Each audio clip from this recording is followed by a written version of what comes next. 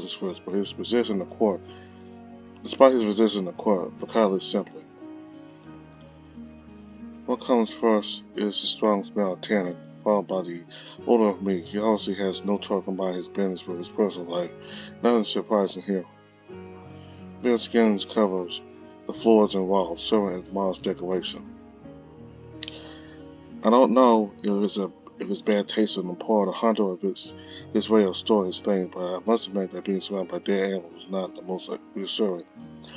However, his bed is what takes up most space in the room. It has a particular locality of being right in the middle of the room. It seems that his dad has trouble sleeping near a wall because of his antlers. This makes me smile, but I don't even have time to think of a joke before Vekad grabs me by the shoulders to move me from the doorway. So is it like you imagine? You won't have any stories to tell while zooming around here, little prey. I'm not here to look for throwing information. No, people can actually be interested in others. It's a normal thing. Not for me. And that's why we love you. How can you deny the charms of a lonely, lousy hermit? And to tell you the truth, the more you try to be secretive, the more I will try to find out about you. The hunter's only response is his usual grunt of annoyance. He quickly finds something else. Then he grabs two chairs and pulls them over so that we have to sit face to face. He then lifts the cake and puts it in front of his chair before lifting the lid, dipping his mug in the beer, and then settling down with a huff before taking a drink. There's this competition. How do you feel about it? While I'm busy making my way to my chair, I stop for a moment and give him a surprised look, finishing up sitting down before answering him with a big smile, too happy to see his son interested in me. Oh, I never doubted that I would win it, and now that Ked's with me, I have even less doubt about that possibility. Oh, you team up with the bird. Good for you. Mr. Ray then pounced briefly before resuming with a sulky look. I guess this will be more fun for you than hunting with me. Ooh, is it just me, or does this grumpy hunter has a hint of jealousy in his voice? I want to be sure. Alright, it was fun, but it's true that it's not really my thing. Besides, the kid is pretty pleasant. Unlike me, is that what you mean? Vekad is disappointed for a second, even though he's trying his best to hide. He's not a good liar as he is a hunter. Oh, no, I'm not comparing you at all. You are both different and appreciable in your own way. Okay, enough tease. I don't want to hurt him, so I wave my mother to him and give him a playful wink. Let's toast your socializing. He smiles slyly and waves his mother in turn. And to your victory. We clink our mugs before taking a drink at one gulp. The drink is sweet with a slight fizz and it has a honey aftertaste. Delicious. Besides, that's one less pen to drink before I can ask for any personal questions. Whether I'll last that long remains to be seen. He's a lot taller than me, but at the same time, I wonder if I don't have more experience when it comes to drinking. After all, it was common for the band to I to have a good drink after a song. I had to learn to hold my alcohol, so I wouldn't give in too easily to the charms of me admirers. I have a little game for you. I'm sure I'll love it. Go ahead. I said since that I think is the truth about you, and if I get it right, you drink. If not, I have to drink. Vice versa, obviously. You really couldn't think of any better way to get me drunk. Might as well ask me your questions right now. The sad ones I realize he hasn't had real feelings. He trying to cheat by not drinking more pints. If you're not going to drink all that beer. I'll take care of it. Without breaking eye contact with Vekad, I dip my mug into the beer, drink it down, and refill my drink right after. I dip my mug in the beer, drink it down, refill my drink right after. He extends his paw towards me with a worried look on his face. Hey, take it easy. You see the size of that cake? You can fit twice in it. Creepy, I don't intend to slow down. Come on. I turn my drinking partner plunges his mug into the cake and brings it to his lips to empty it. He gives me a defiant look and even fills his third mug before drinking it, and one go without any difficulty, freeing me from his little wool. To be on par with him, I end up emptying my pint as well. The booze goes to my head and follows my mind, but I remain aware of what I'm doing. It's important to stay sober here.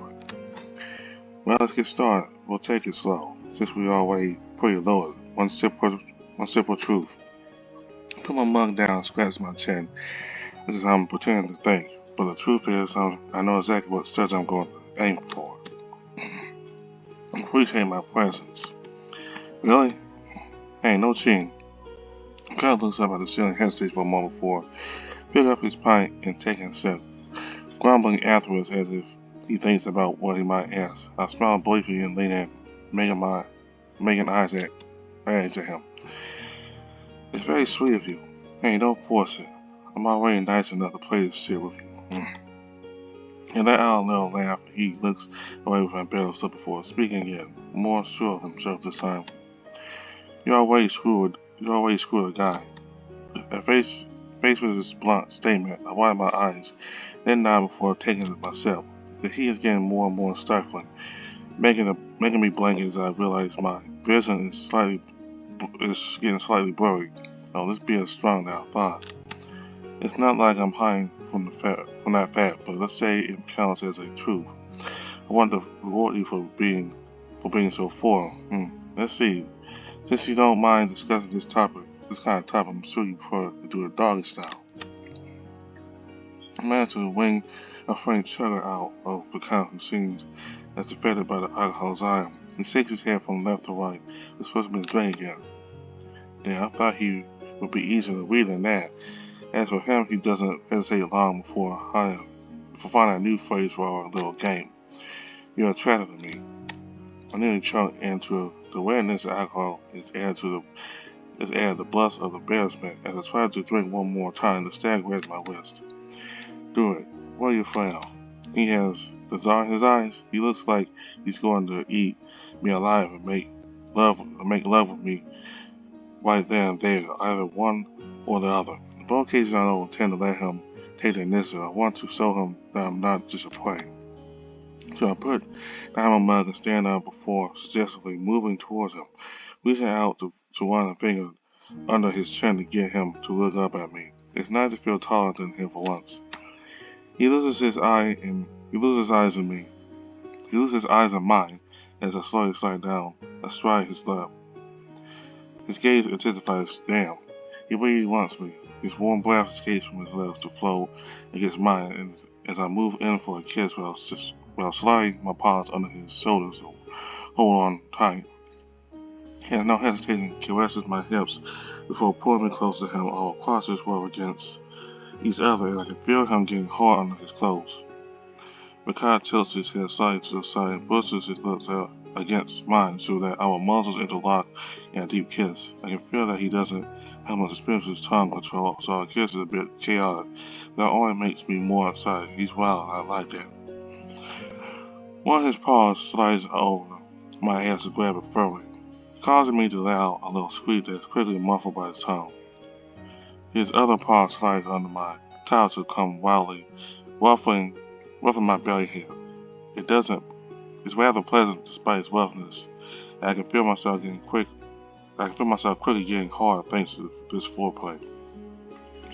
All my eyes are watched a buck, and I realize that my vision is blurred by the alcohol. For a moment, I feel like I see something strange in his eyes. Looks like they have changed. I pull away from my kiss with a quick breath, my heart pounding like never before. Shit, my praying instincts. What the fuck was that? What's going on? I saw something weird. As if to try to clear my doubts. I focused my gaze on the hunters, who seemed to be the same way as always. Shit, sorry. I don't know what's gotten into me. It must be the booze. He pouts and nods his head before looking away with an embarrassed expression. I can feel he's still hard on his clothes, unlike me who had the scare of my life. You better? Oh, sorry. Oh, yeah, sorry. Without waiting any longer, I get up and put my clothes back on properly. It felt so real. But at the same time, that moment with the stag was also like a fever dream to me. I'm kind of way too embarrassed to look at Vekad after such a failure on my part. Then I hear small noises very quiet at first. Turn back to the bucket, I find him with muscle depth between his paws. Is he crying? Hey, it's not your fault. I don't know. Oh shit, I really wasn't expecting to see that. I wake up to the hunter and put a paw on his shoulder, stroking it gently. It's nothing serious, Vekad. But here's now he raises his head, his mouth twisted into a sordid, grimace while his eyes overflowing with tears seem lost under utter incomprehensive anger. Who is Vekad? Hey, easy there. We may have had a little too much to drink. My heart won't stop beating fast. I'm fucking scared, but I can't leave him alone. Not like that. Come on, Eric, you can do it. He's counting on you. Yesterday we were hunting together, remember? And you showed me a beautiful frozen lake. The stag's gaze is blank. Then he blinks and resumes his usual annoyed look as if nothing had happened. Sorry, just for a moment of absence. The hunter watched his eyes for a long time when the palms of his hands, the palms of his paws, then shakes his head with a grunt. When you keep this to yourself, it's nothing bad, just a pain in the ass. But how often does this happen, and what happens? Once in a while, maybe more, I suddenly have stuff in my mind. Then it goes away. I put my chair come close to him and put a paw on his shoulder. For once, he needs someone to be better up. You better be up to it, Eric. This will stay between us. Yeah, I appreciate that. This job is all I have, so I want to keep it. If they don't think I'm good enough, they'll find someone else. The guy suddenly gets up and heads for the door before giving me a patient stare. I need to rest. Hey, I don't intend to just keep quiet. I want to be there to help you too. I scare you. I see it. I hear it. I don't want you to worry about me. It's true that my heart is still beating fast, but the bug must have a good damn ear to hear it from where he stands. That said, if he thinks he's going to get rid of me that easily, he's wrong. So what? I was surprised, that's all. I'm repeating myself, but I wanted to be there to help you, assist. Fuck. You're what a pain in the ass. You know that? Don't you understand that this is for your own good? That there's a misunderstanding. My own good is your own good at the moment. I'm feeling you. I'm telling you that you can't do anything for me. I know I've tried. I'm beginning to understand why he's the type to keep himself now. How he's afraid of how others will look at him or he believes that he's a danger to them. Either way, he probably needs support more than he needs questioning. I'm sure I can do something one way or another. You know, Bond, what are you going to do about it? Sing me a fucking lullaby until everything gets better? Stop being stubborn for 1 second and let me think about it. You have a competition to win. Focus on that. Raise my head weight and show for Kyle once and for all. Then I feel like I have a sudden epiphany. Because that's the way to find the solution. Listen, I have an idea. You'll rest peaceful until I win the competition. Once I'm awarded bar, since it can't be otherwise, I can help you. I'm sure the Kings must have some connections. We can explain what's happening. So your plan is just to win and go in blind? Got it. Hey, that's better than what you had so far. You're in great. I never asked for anything. If it gets worse, have you thought about it? Do you imagine not being able to hunt anymore because you have this kind of fits more often? That could be annoying. He hesitates for a moment, then nods with a grimace. Clearly embarrassed and annoyed at having to rely on someone other than himself. Okay, I don't mind your help, but you still don't tell anyone about this thing. What a jerk. How am I supposed to get help without talking about this problem? Come on, Eric. Take it easy. Calm down. The situation's under control now. You don't have to be so nervous anymore. We'll do it. And most importantly, don't forget that you owe me some steering action. I hope a joke isn't inappropriate, but the cat smiles slightly before suddenly looking strict as he slaps me on the back of the head. Stop thinking with your dick and train to win. Ouch. Understand, my lord. The hunter grabs his belt and whips the air as I try out his wound, giggling as I stick my tongue out at him as he narrowly misses me. He grunts and crosses his arms as he stands in the doorway, giving me a polite nod before heading back inside.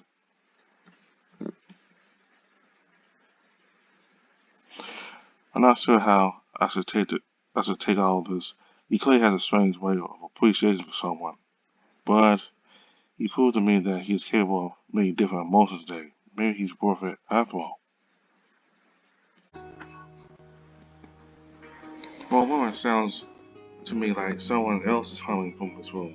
But the closer I get, the more convinced I am that I recognize the static's voice. We drink to the health of Gregor the Unlucky. Ooh, hey, is he singing what I think he's singing? Let's see if I can get close to him. But no sooner have I taken a few steps of Vekad stops. Louis has a good ear if he manages to detect me while singing.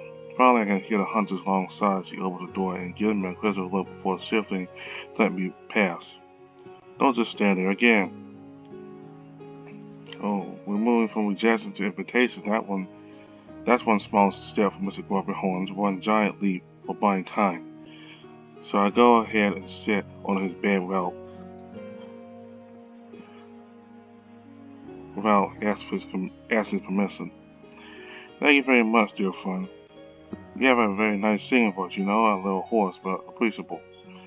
He just looks away and I can feel he's doing his best to hide the embarrassment of being caught in the act.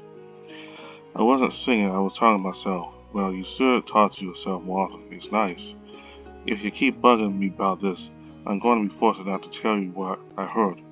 Looks like he's beginning to understand me.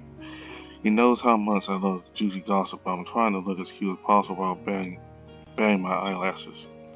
I promise to be good and quiet. Nah, just good. I guess I can't ask for much more than that. I shake my hand, smiling brightly to let him know that I don't plan to keep quiet. Well, I did a little snooping around the other contestants, mostly a whole bunch of losers who think they'll find an easy job at the castle. Another way to put it, but I'm not sure I want to know who I'm going to be up against. I feel like I'm cheating, especially if I'm being helped by someone who knows the royal family. Because you think I'm doing this for you? You promise to help me if you want a competition. I'm just making sure you can keep your word. I saw heavily across my arm, staring hard at Vekad. There are more delicate ways to say that. Do I look like someone who says things delicately? Okay, I accept your graces and much needed help. Only one condition that it's not cheating. It's not cheating, Wade. I've been listening to the guests and they say there are two contestants in the competition who are out of the ordinary. They're the ones you need to watch out for. The thing is, there's one you already know, so, well, you know what she's capable of. The other one, though, she's a noble, so she's got plenty of ways to learn things about you if she wants to. So, you see, it's not cheating. They probably know more about you than you do about them. Let me guess, the lady wouldn't be an uptight poodle with a repertoire so classical that even my great-grandparents would have found it old-fashioned by chance. Oh, I see you already met. You weren't there, but you were singing Gregor's song just now. Once again, Vekad looks both embarrassed and annoyed as he stares at the wall with a huff. Yeah, I was mumbling the words of your song because that shit got stuck in my head when you were singing it just next to my tower. Before you had that loud fucking mess, I was trying to sleep. Before you made that loud fucking mess, I was trying to sleep. Let's admit that the songstress sang a lovely lullaby before I was sea Sandy. I can understand why we shook your night up a bit. I can understand why we shook your night up a bit next to that. I took a wink at the grumpy looking stag. Let's go back to the serious stuff, okay? How do you plan to beat the other guy? That's like a real weasel, you know?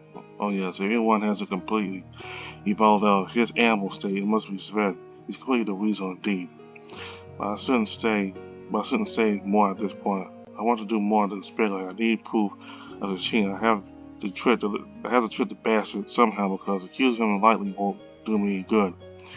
Let's just say that unless Sven has worked on his vocal skills very intensively, I doubt he's a problem for me. And if he is, something's wrong. But the poor, what exactly is her name? It's Astrid or something like that. Well, this certainly confirms my fear that she is the one who was cuckolded by my father. In other words, she has one more reason to want to crush me during the competition. I go up and lose my legendary confidence for a moment. So much so that even Vekad seems to notice as he takes it on a strangely reassuring demeanor. He has one advantage over her, though. Since she's from the nobility, the kings will not go easy on her. Why? Yeah, let's just say that there's a better tension between the old families of the country and the current royalty. Besides, knowing both sides of that, the kings appreciate the refined music of the nobles. If Vekad says the word refined, he grimaces, obviously not appreciating the style of music himself, but suddenly I realized something about my ears perk up. And my ears perk up. But is there something between you two? You don't look so good right now. And not really, it's complicated. Let's say I know her a bit, and I'm not sure I left a good impression on her. That's an understatement. Why would you give a fuck anyway? You want to leave a good impression on the king, not on her. I let out a chuckle about the buck's lack of sociability, then spit slowly before answering him. You know, a little friendliness with people can go a long way. You don't need a particular reason to be likable. Yeah, but I also have reasons not to be likable. You said yourself, this place is a dance of vipers. All the more reason to stay friendly and not make enemies. I'm in enough trouble as it is. I'm not going to argue with you on that, but the less I talk to people, the less trouble I get into anyway. I can only raise my snout to the sitting alongside. This grump is hopeless. Once all the stress, the competition behind me, I promise I will help you with your natural shyness. It's not shyness. With your charming solitarianism, I don't even know if that's a word. I like it better, even if it doesn't exist. He allows himself a small discreet smile at me. Was it a joke? The fact that I still have a doubt about this fact is proof that this hunt is out of the ordinary. I've always been particularly good when it came to winning people's attentions. Don't get too caught. We both still have work to do with our sociability,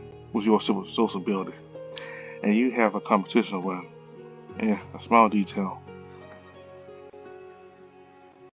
I chuckle a bit louder this time as I make a palm move towards the hunter as if to show him that it was already in the bag. But I have to admit that this asterisk worries me. No need to show it to Vekad though. He always seems to have a lot on his shoulders.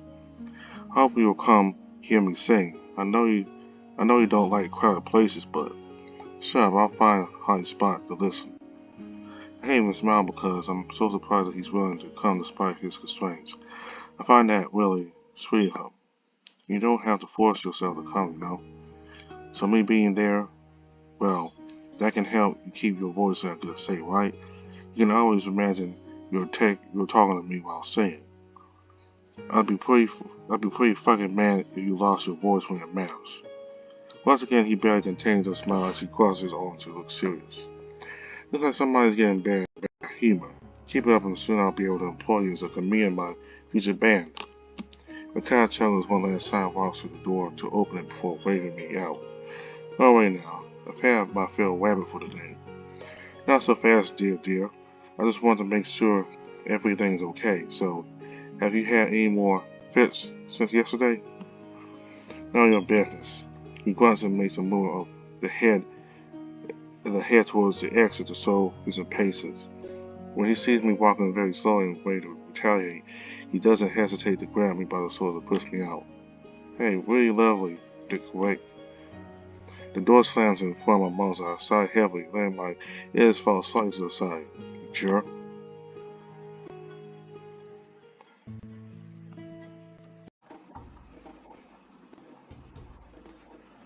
I wonder if a cat has already gone hunting or if he has taken a day off. There's only one way to find out, and that's to go bottle instead and get my answer.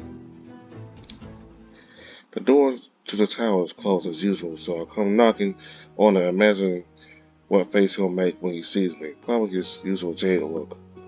After a little while, I get impatient and knock again. Still no answer, but I have the impression to hear something coming from inside the room. I look around before sticking an ear against the door. Soon, I can feel it. It's definitely his voice. But who is he talking to? No, Eric, that's none of your business. Move away from the door immediately. There. I found and cleared my throat before I started talking louder. Talk loud enough for the hunter to hear me. Vekad, I know you're in there. You tell me if you're busy. It's not like your mind blowing me off. He's very good at letting me know when I'm being too intrusive. That doesn't mean I'll leave him alone though. Finally, the bighorn hunter opens the door for me, and I was right. He looks at me with his usual blasé look. What the fuck are you doing here? This is a data contest.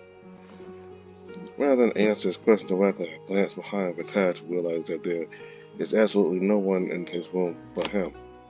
Quickly the staff snaps his fingers in front of me to get my attention again. Still busy, huh? No, it's just that I can hear you talking to yourself, so I can't talk to myself anymore. I'm just worried about you, nothing more. You spend a lot of time by yourself. I don't see the problem. I never killed anyone. I can see that you like being around other people no matter what you say. I said that's out alongside with one behind me inside his room with a movement of his muzzle. I have a few things to explain, so you better keep it to yourself, I swear. If this gets out and I hear a song about what I told you, you're my next play. Got it? Alright. And the inside of the room is covered with animal hides. Inside the room is covered with animal hides, and I find it pretty creepy to have to sleep in the middle of this place. But I guess Vekad has no choice but to store them here until they are needed. His bed takes up a large portion of the room and it sits nicely in the middle of it, leaving little room for decoration and other furniture. And it's fairly easy to assume that the buck's antlers must have prevented him from sleeping properly against the wall, given the scratches imprinted in the stone. The rest of the room is occupied by bells and various work tools. The more time passes, the more it's confirmed hunting really is all he has in life. So, can you explain? Mama Vekad looks down with an air of intense reflection, then looks up again and nods. I don't know if my memory loss has anything to do with this problem, but I feel like I'm kinda somewhere else sometimes. My body moves by itself. I can still see and think, but not control myself. Oh fuck, I didn't think it would be that bad, but it sounds awful. Oh man, I've never heard of disease like this. Do you think it could be the effect of your brain? I don't know. I only have a little light brain. I use it to see better when I hunt at night. I don't think I can create whatever I have in my head. But that's not all. I feel like I have memories that are not really mine, and sometimes when I think it's not my voice I hear. The more the buck talks, the more concerned he looks, and so do I. I don't know what's going on in my head, but I can feel it's not good. So these voices you hear, are they the ones you were talking to before I got here? Now, they're talking for me. Shit, that's really bad. Do everything you can to show everything's alright, Eric. Don't let anything else so. You should really get some rest. I know it's not a situation, but right now, that's all I have. I've already tried everything anyway. I even smoked those hallucinogenic herbs from the forest, but nothing happened. If anything, it's gotten worse. It's gotten worse since that party last night. The alcohol didn't do me any good. Think intensely about what in my temple, the solution, and fast.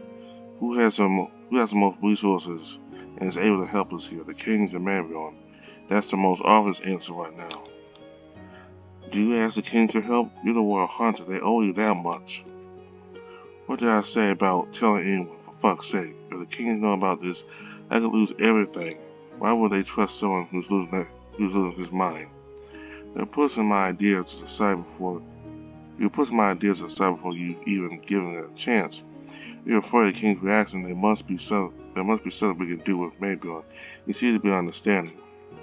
Besides, I can always offer him something in return. You told me he was in business.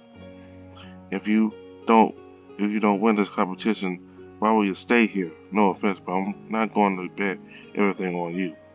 There's no way I'm going to lose. I intend to succeed no matter what it takes, and now I have one more reason to want this job. I don't think I've ever had more conviction in my victory than I do at this moment. I will win. It seems that my confident son amuses Vekad, who chuckled before leaning over to me and looking at me straight in the eye. You may not realize it, but this city's always starting to change you, little plague. I have one condition. I accept your help only if you don't get involved in things that become dangerous for you. Do you understand? I have no intention of sending my skin to the tamer. to attend, dear Mr. Grumpy, so don't worry. We'll both live through this alive and well, I promise. Yeah, I guess I'll have to trust your word. Get the fuck out of here now. Take care of yourself. Oh, what a mood. I better get out of here before you literally kick me out. Even though it's a bore, the stag is deserving of being left behind. I intend to do everything in my power to help him. Thanks for inviting me, Vekad. Take care of yourself too. See you after the contest. Maybe we'll see each other before that. I'll try to be there, at least to bear you ball. He smiles and waves at me before closing his door. Leading me to my thoughts. Is he really interested in this competition? I didn't think he was the type to participate in such events. Yeah, yes, he has his reasons.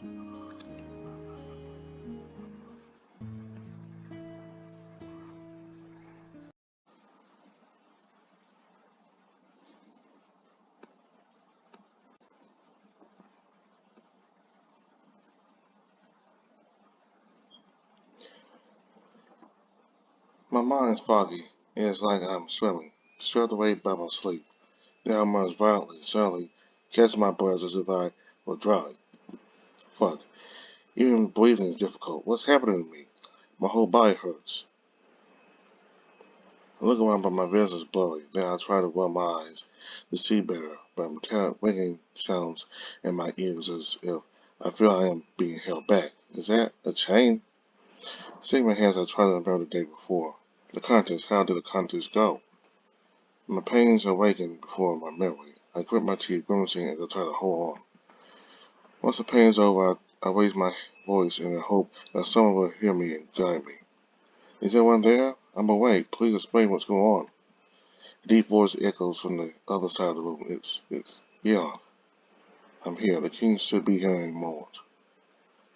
Why is he the one guarding my door? He hit me.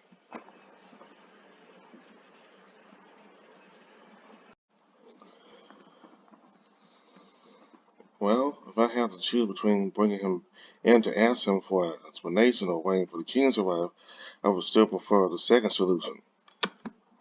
So I let myself lie back on my mattress and look at the ceiling. Come on, Eric. You put things back together in your head. You don't have to tap me. Why? I blink quickly as I try to put my memory in order. Then gradually it all comes back to me. The cat and I on the stage, the judge is watching us, and our song, then complete silence. Everyone was frozen except Gilland. Was there an attack? Did he think it was me? No. He knows I don't have a plan. No, that's not impossible. No, that's not possible.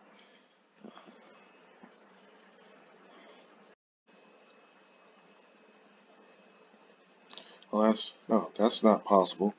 I never heard of a plan doing what I saw. As I'm caught up in my thoughts, someone knocks at my door, startling me. Come in. It's not like I'm going to stop you. Gilland barges into the room, and I can feel every muscle in my body tense at the mill beside him.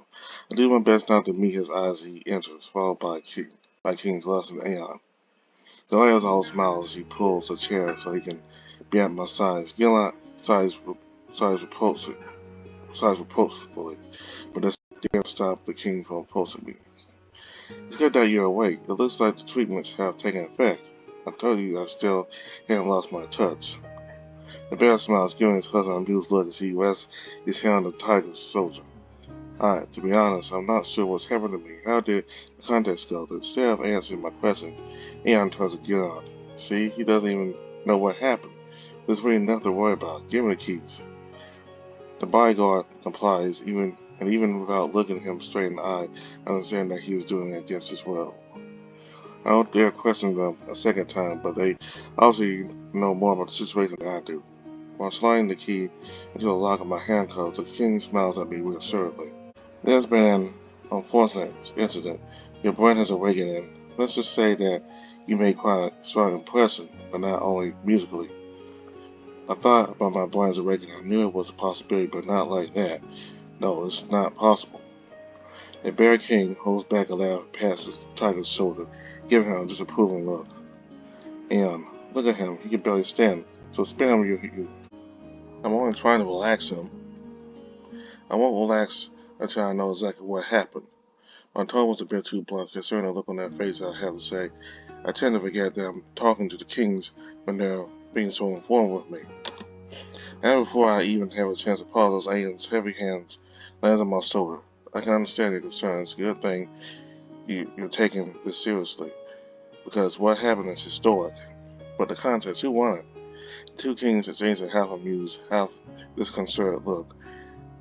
Is my question way that surprising? Officially, your group won a contest. You are the royal boss, the Falcon, and you. Officially, does that mean there's an unofficial answer then? Not all the bars were able to perform, so it would be difficult to judge this contest fairly. Anyway, there are more important matters. You're blank. This contest is important to me. I'm pretty sure it was like a coronation for you. We didn't nearly kill several people during our coronation buying. The awakening of your wind shattered our glass ceiling. The stars injured many nobles. I've never heard of a dangerous awakening. Usually it's even rather discreet. You don't notice it right away most of the time. But you bear the brand NeveN. You're unique in this role. Please understand that this situation is far beyond our comprehension. It's not about what's important to you. I clutch my seats as hard as I can to vent my frustration. To think I've been waiting for this brand for so long, and now it's here just in time to ruin my life. That's why it's all the more important that you learn to control it to avoid collateral damage. I'm not sure I'm who you think I am. Quite honestly, I am nothing special. But you are now, whether you like it or not. You are unique. No matter how many times they tell me, I can't get used to it. Of course I'm unique, but not the way they mean it. I'm a great singer and an adequate dancer, quite the lover, not a hero or anything like that. So, how do you plan on training?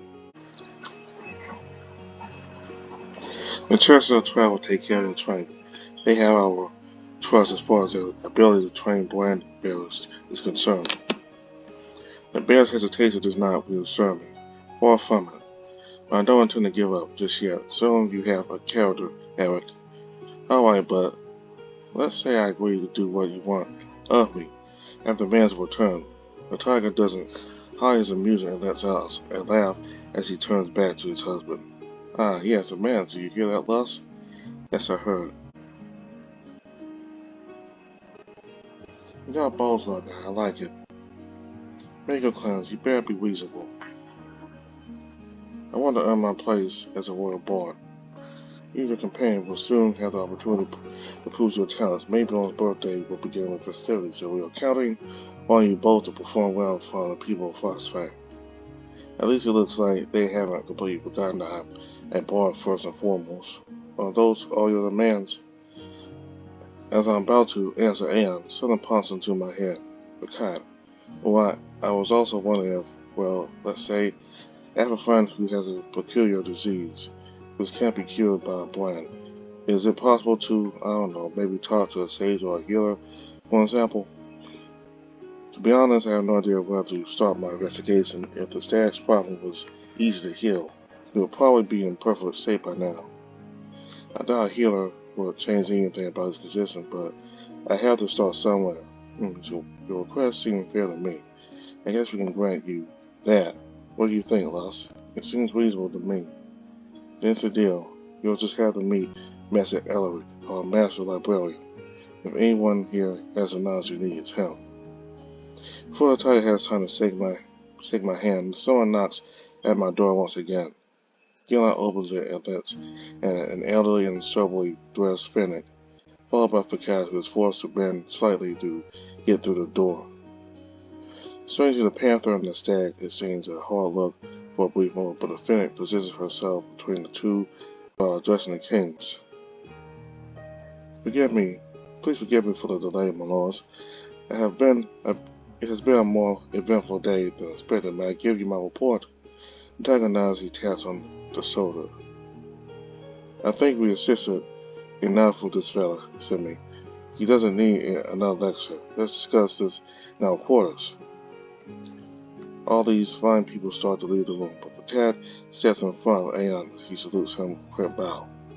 My lord, I would like to be the one to escort Ella to his trainings.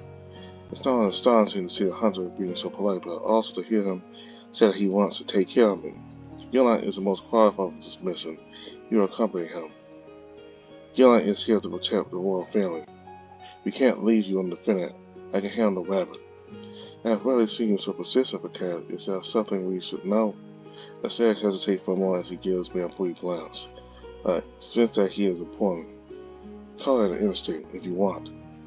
And here I was thinking he was doing that because he liked me. It just seems like he's as convinced as the others there's something unique about me.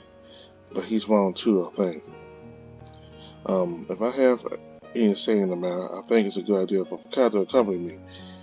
He's an excellent guy in the wilderness, so I don't doubt for a second that he'll be able to lead me through the city. Plus a good excuse to spend more time with him and see how he's doing. I doubt he'd keep me up to date himself.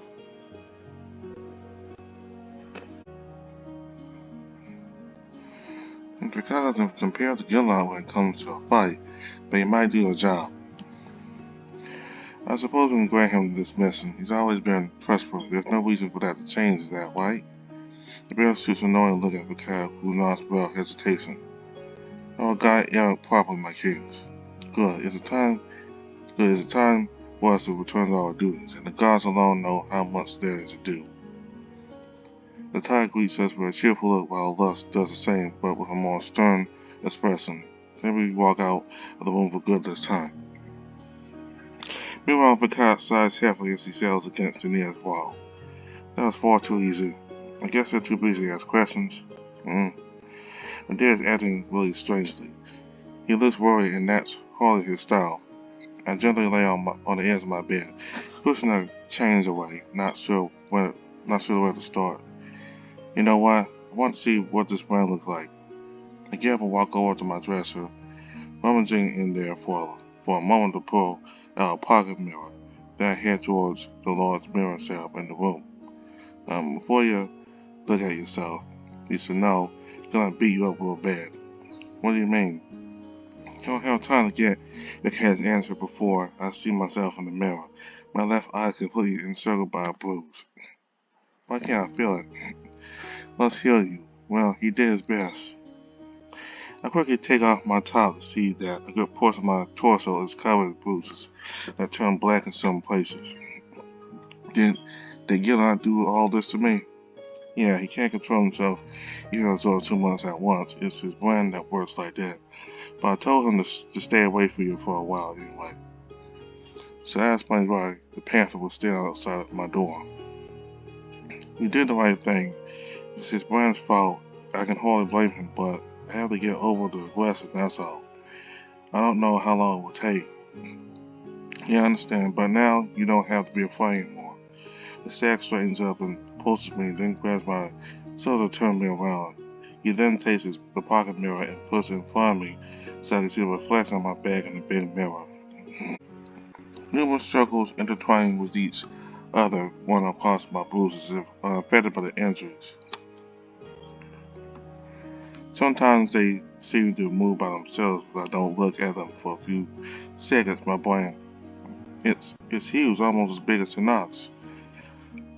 For a moment I just look at my brain, not sure what to think about it. I still have a hard time imagining what it might mean for my future. Can you explain this instinct thing you have about me? You said that before you even saw my plan. Yeah, I don't know, it's something inside me told you. It's like something inside me told you were important. And how long have you had that feeling? Vekad thinks for a moment with a more serious look. It's blurry in my head. I can't tell you exactly. So you think, like the kings? I just think that you have a chance to show them you're more than just prey now. It's very kind to believe in my abilities, but I'm not there yet. That's why you should train, I think.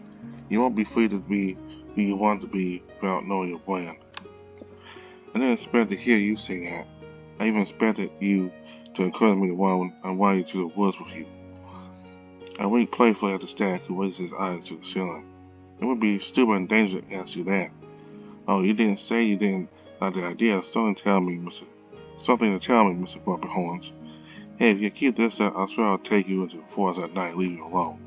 Just, I wouldn't threaten me if I were you, because I might have found the answer to your problems. Huh? Yep, I asked the kings if I could speak with someone who could give me some advice concerning your problem. I have a name, Master Alaric. Stax needed shaking his head. This guy's a pain in the ass. He's always refused to help me. He may be a pain in the ass, but he's a pain in the ass who knows things. Besides, with the king's permission, he should be more amiable, right? And you can always try, I guess. I crossed my arms and tapped the floor, 1 foot waiting for a more positive response from Cat. Thanks. Ooh, now that's a word I'd like to hear from you. But I owe you one too, thank you. Huh? Why? You offered to escort me, so I guess that means you care about me, right? I suppose. Yeah, I guess so. Again, I take one of my best and patient expressions at once to reluctant hunter. I fully intend to train this beast in the art of sociability. Yeah, alright. I want everything to go well for you. Is that what you want to hear? Little shit. Oh, that's nice to hear. I could have done without the last part, but there is progress. Vekad decides he walks towards the exit. Get up early tomorrow. I don't want to have to wake you up again. God, and good night to you. As always, the stag leaves where I want to return my courtesy. So teach him the basics of politeness one of these days. Anyway, exhausted, starting to be tired after lying down for so long, but I think all this talking and thinking about my brand starting to eat away at my insides. So I drop into my bed, trying to chase all my thoughts away. I need to clear my head if I want to sleep peacefully. And finally, the fatigue wins.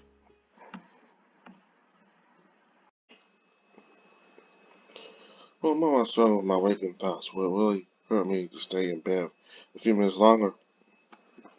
Then some realization hits me. Vekad. I open my eyes and strain out to look outside. Phew, looks like I won't be late this time. I was to wash myself and find some decent clothes, and finally I step out of my room.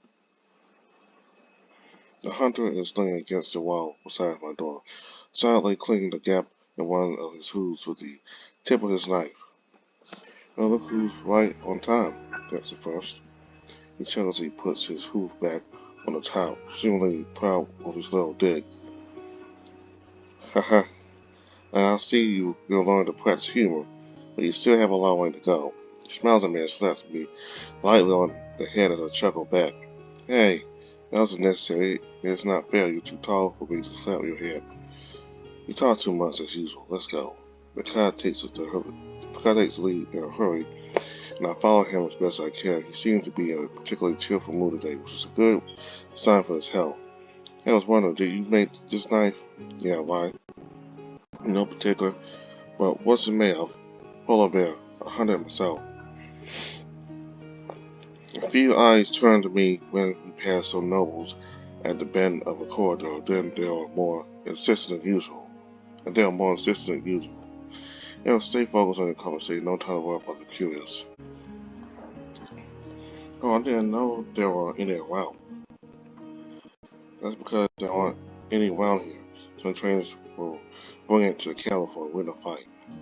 You gotta tell me about that sometimes. Do you always keep bits of animals with you, or does this one have a special meaning? The deer grunts hell as he walks down the steps that lead us out on the castle walls. Don't know if you understand. You can still try. I'm my best friend to say who hesitates from one for another. There's no way giving a second life to give meaning to its death. Don't you hunt to feed others? It's kind of like giving meaning to death too, isn't it? You kill this one so that others can eat it. It was a danger. I had to kill it, and that's it. Oh, I see. The sun falls again as we make our way through the winding streets of Laurel Town. And when that sun ends, it is not me who break it. So how do you feel about this training? And the more the hunters intervention catches me off guard, I'm not exactly used to him asking me a question or being interested in anyone else in general. Well, I think it should go well. At least I have nothing to worry about. I'm always very good at what I do. Hey, still got progress to make with the bow. Don't forget that. I'm skinning too. And I'm skinning too. Oh no, don't start with that. I always had a train with a web. Yeah, now I have to learn to use my brain. I don't have time for it. Sam looked at me mockingly. Twists I replied with nuts in the webs, but it doesn't seem to affect him a bit as he begins to laugh. A little hard, you could have tickled me. Don't be too cocky. Soon I'll be able to do much more than that. I'm sure of it. Yeah. You better train. You can't stay and play all your life, not anymore. The hunter falls back and silence, and I think about what he just said for a moment. Do you think I'm in danger? Of course you are. Everyone will want a piece of the brain. Those who want your brain in the collection, the ones who will want to use it too. That's reassuring. Plus, between you and me, know you want your freedom. Know you really appreciate the prince and life at court, but with the power you have in your hands, you could be the one to decide your fate. That's why you need to train, not to please the kings. Something sounds different if the cat speaks. Sounds more articulate than usual. However, I'm more interested in his opinion than the way he gives it. I thought you were object to my training according to kings. Thanks, but I see that you and I agree on the question after all. Spread has said the most important moment of my life, so I tend to learn how to use it, not to be a political tool, but to keep my friend content doing what I do best, singing. Suddenly, Vekad raises his head towards the rooftops. I see him squinting. He talks with a much more serious tone. We're all being followed. What? Someone's following us from the rooftops. My heart suddenly starts to race, but quickly Vekad takes me by the hand and that we are sitting me a little. I quickly understand that he is not just doing this to calm me down. He's pulling me towards some stairs that go down to the depths of the city. In fact, so deep that the sunlight hardly reaches us anymore. Fortunately, I can make out the stag's eyes glowing in the darkness. Don't worry, I'll guide you. I know the place well. The hunter's grip is both strong enough to comfort and hold me, but gentle enough not to hurt me. I didn't think Vekad would be capable of such attention. The darkness gradually gives way to a faint glimmer. The light of torches illuminating tunnel carved into the rock. Where are we? Bastards Alley. Lovely name. I wonder what kind of story might be behind such a designation. The further we go, the more finely cut sections become until they form asphalt underground structures. In dark corners, I can see the faint glow of pipes being smoked by hood individuals. These shapeless figures look at us with misplaced curiosity. The fumes stagnate in the air, making my head spin so much that I feel as if the ground is slipping away from under my feet. The colors intensify, the people and objects around me become indefinite and changing shapes. For a moment, I feel as if the cat is distorting and takes on the appearance of a bird of prey who stares right through my being. Then probably the stag takes shape again. Wait, Vekad, I don't have time to finish my sentence before I collapse to my knees, completely groggy. Fortunately, the deer catches me in time before I drop to the ground, and he brings me close to a wall against which I rest. Hey, Eric, are you alright? Yeah, I just need to settle down a bit. With that, I slide to the floor and rub my eyes. I look around. There's a sudden agitation that I hadn't noticed until now. A proper underground market is set up here. It consists of wooden stalls where goods of dubious legality are traded, with other potentially criminal activities taking place around them.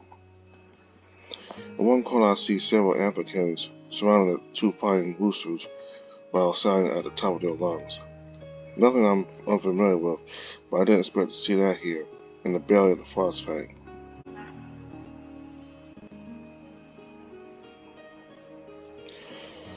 I've been convinced my mind is playing tricks on me, but it's not.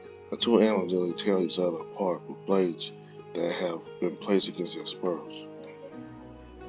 Isn't it illegal in the capital? All my gaze for Vekad understands what I'm talking about and shrugs. Even if it is, nobody really knows what's going on here. If the guards do know, all you have to do is grease the right hands and no one will bat an eye. So you brought me to a den full of criminals? I brought you a place I know, that's all. This is where I lived until I became the Royal Hunter. I named Chuck as I listened to the stats clarification. A little more tact, a little more tact wouldn't have hurt in the situation era. Or sorry, I didn't mean to. Don't be sorry. I know this place is wild to the bone. I had a son beside me with alongside, but you told me you didn't know your past. Yeah, my distant past is a long story. I'm still dizzy. I won't get up for a while, so go ahead, give her a shot. The sad scowls and turns down. He looks down at his hands. He twists his fingers, looking hesitant. Then he looks around silently. Is he stalling for time? Vekad? Yeah, I just had to get everything straight in my head. It's not easy. I was still a teenager when a couple of peasants found me near the border mechanic. They named me after the country, by the way, if you didn't notice. I started to smile, but as I realized that Vekad is a joke, I do my best to suppress it. Honestly, it hasn't escaped his notice.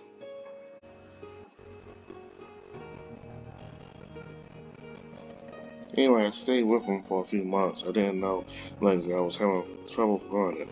So they just made me work in the fields for a bit, but they understood that I wasn't into that either. Then one day the husband took me to sell some vegetables at the market in Phosphate. Not sure why he came all the way here, but I know I took the opportunity to go on my own way once I got here. Oh, and this is the place you end up in? The hunter looks around once more as if he could feel the place. There's a gleam in his eyes. I can't quite tell if it's sadness or just nostalgia. Mm-hmm. This doesn't look like much, but it was my home for a few years. You know, I get it. I've been there too, but I can't really say I have good memories of my years on the street. Far from it. But how do you get from there to being a royal hunter exactly? Well, ain't you a royal bar now? You should know you just have to be the best. It's funny of him to say that, but I still find it hard to accept my position, so I say with a polite smile. You should have a story to tell about that. Maybe I do. Maybe I do, yeah. But we didn't have time to talk about it. I don't know. I don't want you to be late for your lesson. Oh, right, Twain. I forgot why I was there in the first place. Yeah, but you can understand. Fortunately, this morning that made me dizzy seems to have cleared, so I rise to my feet now for possession of my senses. Are we in danger again? Once we're out? Don't know. They will have to know this place. The stag takes the lead again and follows closely as I can while looking around. The good thing is that it's easy to blend in. In that place, the poor mingle with the noble who is in search of adventure and all species meet, even the most unexpected. I even see a crocodile and a turtle talking together. I wonder if not tonight they come from Kazal. And I feel we are close to the heat that warms the sea. Maybe that's what attracts them here. The further we go, the thicker the crowd gets. The cat has to grab me by the arm so as not to lose me. I also take this opportunity to cling to him with all my might. And finally, Frio. I can see steps leading to the surface, but this is not the passage by which we arrived. The hunter lets go of my arm, and I do the same. Then we climb again and again until we reach the surface. To my surprise, this is where the fennec I saw earlier in my bedroom is waiting for us. She is sitting on the steps and smiling at us. What are you doing here? I can answer the same thing. I doubt the Kings would appreciate your little underground stroll. Were you the one following us? I couldn't know. There was danger, so we reacted to it, that's all. I suppose I can't blame you for that, but I don't think replacing one danger with another is very wise. Well, next time the Kings have a doubt, they can say it to my face. I doubt they trust me now, not that they have me watched. They trust you, just think of me as their security. So what do we do now? I'll escort our mutual friend to the temple. My main sign during this exchange completely lost as to the ins and outs of the discussion. It seems that the stag intends to respect Simeon's demand since he nods and beckons me forward, which I do without any hesitation. Vekad thinks I'm out of earshot when he talks to Finn again. Take care of the rabbit, Simeon. He's stubborn and a pain in the ass, but I care about him. I can't help but grin broadly when I hear that. He's cool when he wants to, even if it's when he thinks I can't hear him. Don't worry, I'm not watching him alone. Oh, and I have a message from the prince for your attention. I can see the fan holding out a piece of paper that the stag reads in front of her. Something seems strange to me, but I can't quite work out what. Then it hits me. I'm pretty sure Vekad told me you couldn't read. Maybe it's just a symbol or a drawing. Eric, maybe a Malborn is communicating code with the hunter. Why would Vekad lie to me about that? I'll have to talk to him about it, just to make sure I clear up this misunderstanding. I don't have time to think about it any further. Simi comes my direction, still smiling. Onward, young man. We are not far from the temple. I followed her silently at first, then allowed myself to initiate conversation with Vekad's out of sight.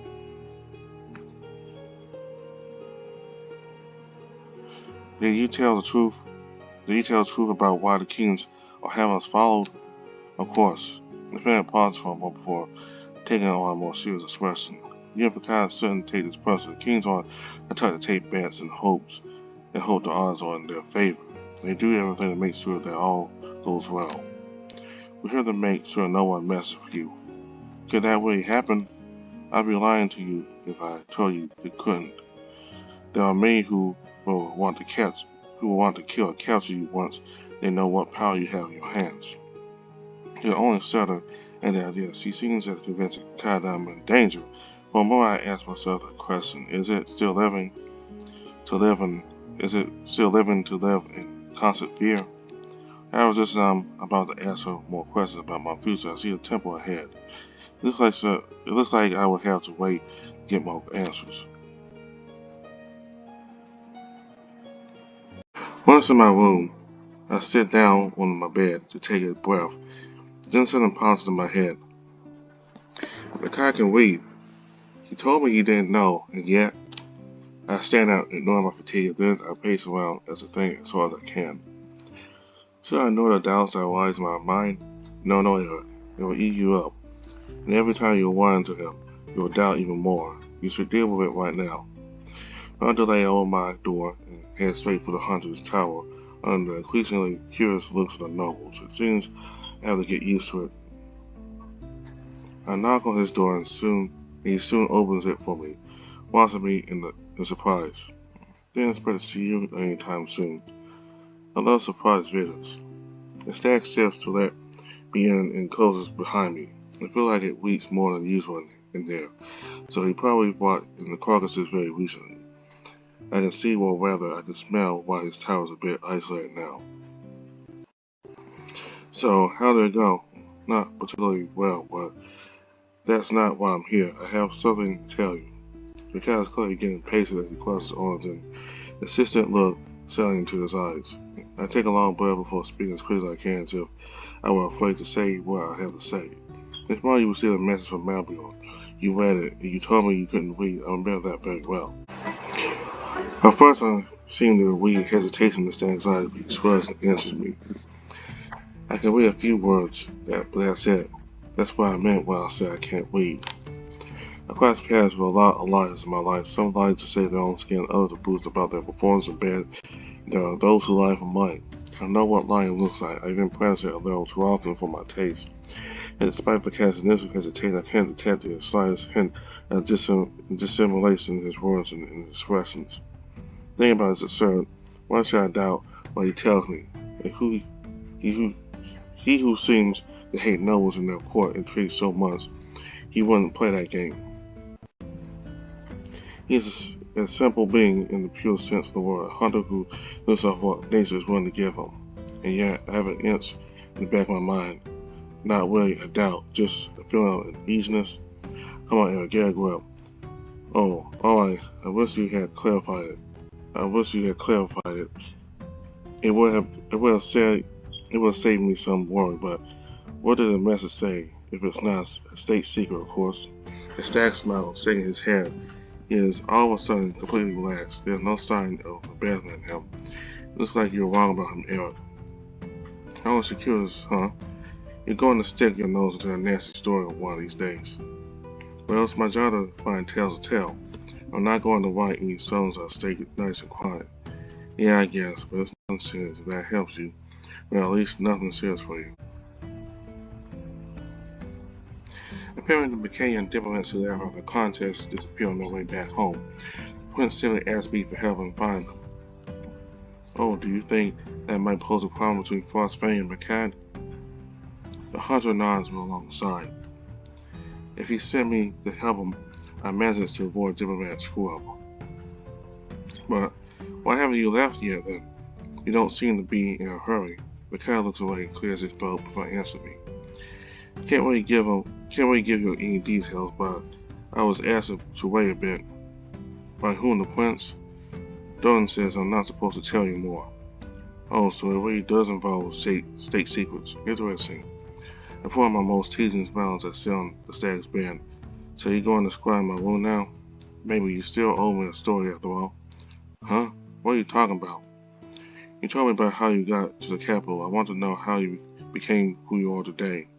The hunter hunts as if it bothers him to tell this story, but he eventually settles into a cheerful side. The hunter hunts as if it bothers him to tell the story, but he eventually settles into a cheerful side. I don't think there's anything extraordinary to tell. Let me be the judge of that. Well, alright. The deer ponders as he stretches his muscle and finally raises his gaze in my direction. What I didn't mention this morning was that I was always good at hunting when they found me not far from my camp. They found me eating meat. Told me that's how I survived out there. A meat-eating stag? Yeah, I know. Not very common, but I couldn't tell you how I got there. Well, that's not the point anyway. The point is that I knew how to hunt. I had natural reflexes for tracking, even though I don't remember learning that. So once I was in the bastard's alley, I had to start hunting to earn my keep. Original. Hey, I told you it was no special story. Too late to complain about it. I can't really make fun of it anyway. I used to sing in the street to survive, so I understand how it could stay with you to this day. Yeah, well, whatever. I used to bring a good part of the meat that was cooked in the alley. I don't know how many years it lasted, but I ended up making a name for myself that way and attracted the wrong people. Oh, now that's intriguing. Stop for 2 seconds and let me tell my story, okay? Consequence mumbling, to which I replied with my most innocent expression. Yeah, anyway, a guy from a not very trustworthy group contacted me. His boss wanted some funds for his business. Nothing fishy at first, until one day he asked me for a particular fur. There was a white bear roaming the woods not far from the capital. He wanted his skin. A polar bear, you mean? Nah, a grizzly bear, except that it had white fur. I swear, but it can happen. You can see why it's attracted the attention of a fur trader. So I killed it, skinned it, and took it back to my employer. The cat said that as if he had killed an animal. I like to ask him why he did it without a second thought. But I know full well what it's like to have to survive on the streets. There is unfortunately no room for morality in a world that doesn't even acknowledge our existence. And that's where it went bad for me. After picking up the package, the guy turns me into the guard, and no luck. They sent a whole squad after my ass, led by one of the newest and best officers, a panther. Wait, was that Gilliard? Himself, not yet, captain of the guard, but not far from it. He chased me up and down the tunnels. I can tell you it made a big fucking mess. I've already had so much fun, even though I was scared to death. I remember the armored feline rushing towards me with the desire to kill in his eyes, and made me shudder. I know how impressive he can be when he's pissed off. Anyway, Gilliard caught me in the end, but at the time, I didn't understand why the guards were after me, because I thought I was just hunting some animal, maybe a bit different than the others of its kind. That's when they explained to me that there was a royal decree to protect the beast. Apparently, it was supposed to become a symbol for the kingdom or some shit like that. So basically, I was poaching without knowing it. I can only imagine the symbolic significance in killing a royally protected bear with one of the kings of and the heir of the throne or bears themselves. So how did he get out of that one? Let's say I was one of the kings and they gave me 3 choices: a rope, the arena, or help with them. I never had to make an easier choice in my life. They were quick to see that I wasn't exactly the mastermind behind the whole thing. I told them everything I knew and helped them track down my former employer. The whole gang ended up hanging. Apparently they were wanted for a lot of stuff on top of the bear killing thing. So since then, nobody messed with me in the alley, and the Kings will reward me with the position of Warrior Hunter and the bow I've been carrying around ever since. That's a strange way to handle the situation. I didn't think they were offer you the opportunity and the trust that goes with it. Guess they're not kidding when they say Crossfade is a kingdom of many opportunities, huh? Well, not all opportunities are good to take. I hope the Kings won't resent you for what you did today. I don't think they will. They'll understand it. They'll understand it if I explain to them. Besides, they need me right now. I feel like I share something with the hunter after hearing this story. Not that he doesn't deserve his position in the kingdom, but he hasn't really won it fairly either. So I wonder, do you feel like you belong there as a warrior hunter going from the streets to the castle in such a short time? That must have felt weird, right? Yeah. Why do you think I spend more time in that forest than in Frostfang? It's not just because I like hunting. He pauses for a moment, looking away, then it continues. Even now, I feel like a stranger sometimes, like I don't fit in. Yeah, I think I understand, at least partly anyway. You know, I left behind what I consider my family when I came here, people I really loved and cared about. But I wanted more, we always wanted more. I was only on the way to Frostfang, but I met some great people, a falcon who was a bit astray, an extravagant lizard, a grumpy stag. Vekad crossed his arms with a smile, but I'm sure deep down he's struggling not to look up at the ceiling. As well as a slightly violent panther and a prince, I think that's enough to describe him. Anyway, new friends. The awakening of my brother destroyed the reason I came here, but I still have you, and you also have us by your side if need be. Don't worry about me, I'm strong enough to take care of myself. If it makes you feel any better, I think you deserve your place here.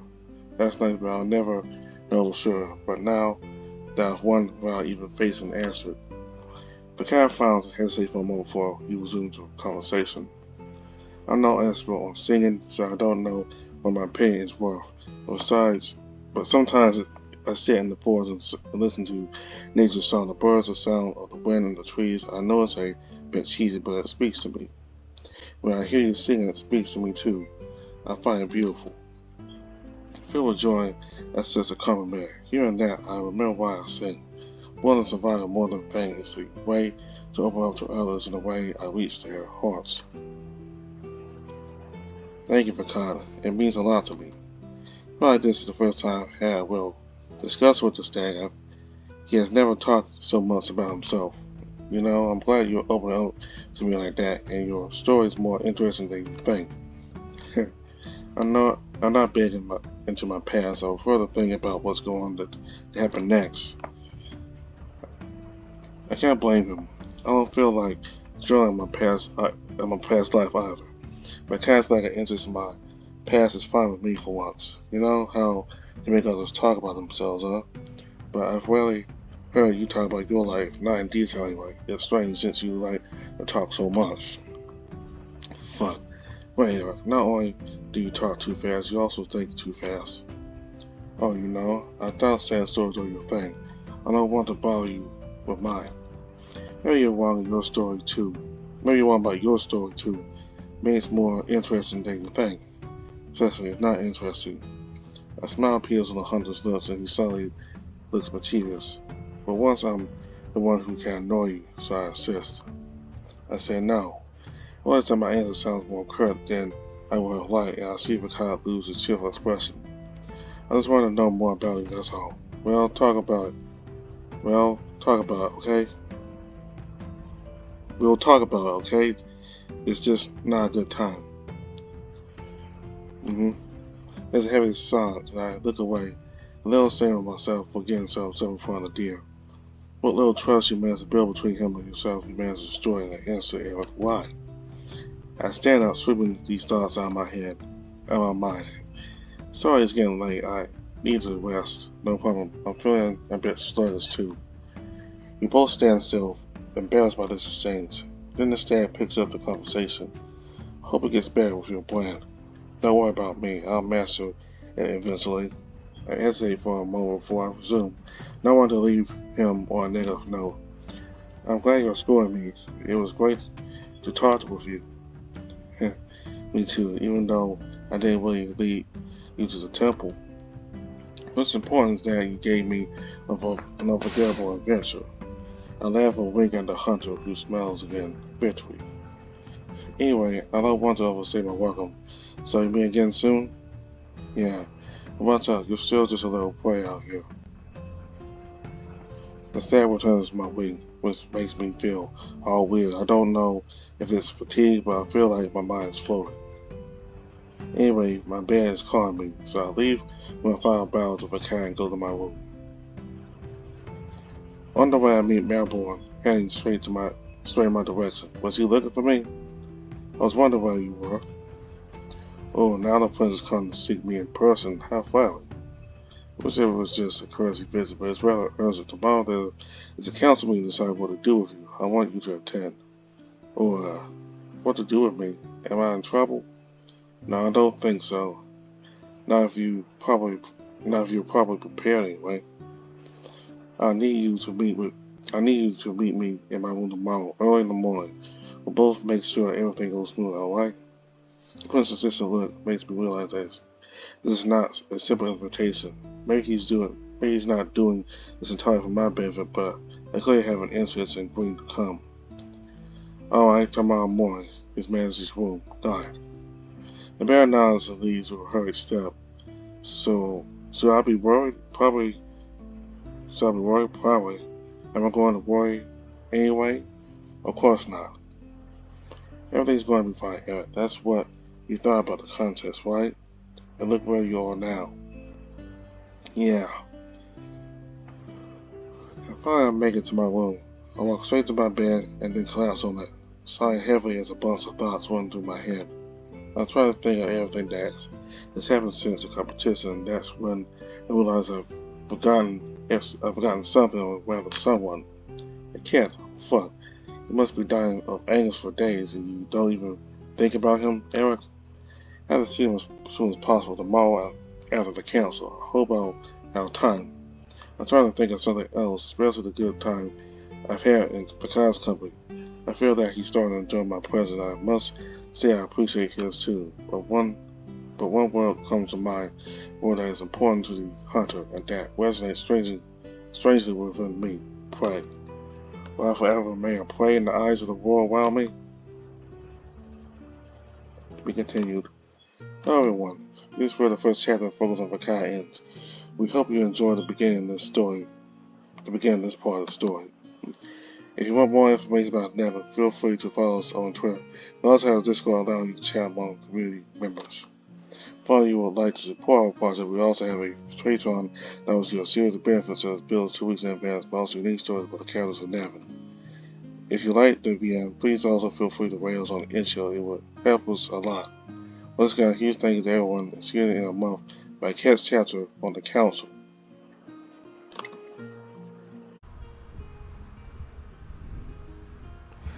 That was chapter 1 for Vekad. So we got to learn a lot about his past and how he grew up. He was an orphan who had to live out on the streets, and he had to learn for himself how to survive. And 2 people decided to take him in and raise him. And the reason why they named him Vekad was because he was from a region that was near the border with Vekad. So they gave him a name similar to Vekad. So he's always been self-reliant, and that was a big reason why he's such a great hunter, and the reason why he's now a member of the royal court, because of his skills. And based on what Vekad said about, in response to Eric saying that the kings may be mad at him for working him down there to that that underground place where Vekad stayed. Vekad told Eric that the kings probably understand and that they need him right now. So the fact that he said that the kings need him means that he's very talented, and not many people have the hunting talents that Vekad has.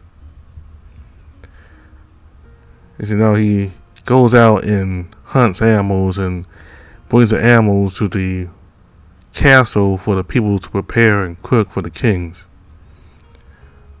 So, you also notice that depending on what route you choose, Gillan acts differently in the scene where Eric is chained up in his room. So, in Cat and Vekad's routes, he seems to be apologetic for beating Eric up. However, in Maybjorn's route, he's very furious at Eric, and as he was walking out of the room, he gave Eric a furious glare. And in Tanak's route, we didn't see him at all, and Tanak wouldn't let Gillan get near Eric. He was very angry at Gillan for what he did to Eric. So that was a big difference between the different routes. And also in Aket, Vekad, and Maybjorn's routes, Eric is sent to a priest called Vol, so he can learn how to use his powers. But in Tanak's route, Tanak himself ends up being Eric's teacher. So that's another huge difference. So if you want to know about the plot of chapter 1, you want to watch the plot in its entirety, it's best you need to watch a cat's route, because I did not add the scene where he visits Vol, the priest, and Maybjorn in Vekad's routes, and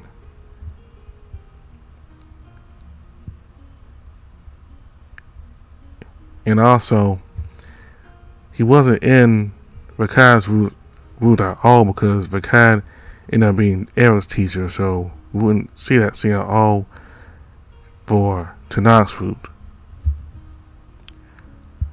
So in chapter 2 we will see what the council decides to do with Eric, and we'll go over the aftermath of each character. So a cat just got a new update for chapter 2 in January. Maybjorn is supposed to get his version for chapter 2 in February. I believe Tanak will get his own in March, and then Vekad in April, and after that I assume we'll be done with chapter 2 and move on to chapter 3, I guess.